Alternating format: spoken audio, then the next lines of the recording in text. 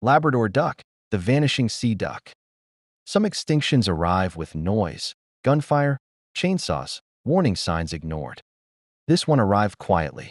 No last photograph. No frantic rescue effort. No clear explanation. Just a bird that slipped away while no one was really watching.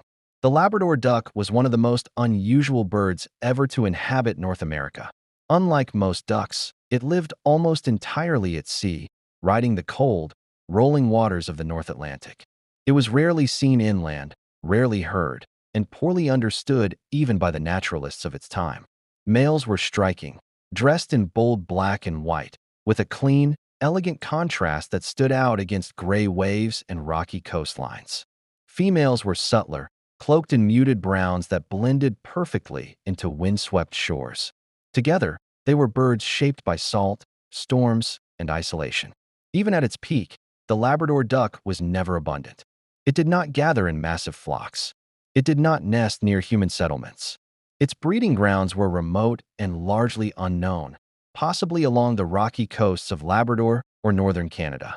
Few people ever saw its nests. Fewer still understood its habits. What we do know is that the Labrador duck fed by diving along the coast, likely specializing in shellfish and marine invertebrates. This narrow diet may have been its greatest vulnerability.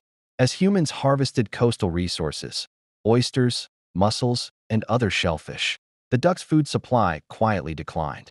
By the early 1800s, sightings became increasingly rare.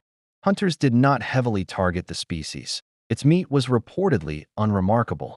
There were no massive slaughters, no bounties, no organized campaigns against it. And yet, the numbers kept falling. Some scientists believe subtle ecological shifts sealed its fate. Overharvesting of shellfish, habitat disruption along coastlines, egg collecting.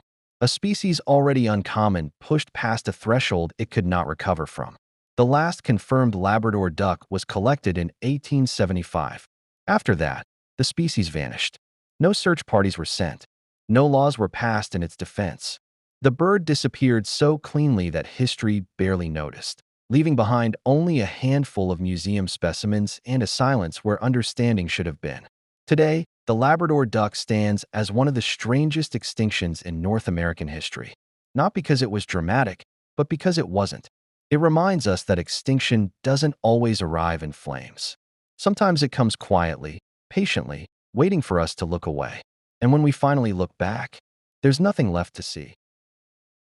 If you'd like to learn more about the creatures our world has forgotten, don't forget to subscribe so you never miss an episode. And next week on Insight Spark Docs, we move from cold ocean waters to open grasslands, to a bird whose springtime call once echoed across the northeastern United States, the heath hen, a species that survived hunting, survived settlement, and still vanished, even as people watched it happen. Join me next week as we explore the rise, disappearance, and legacy of the heath hen.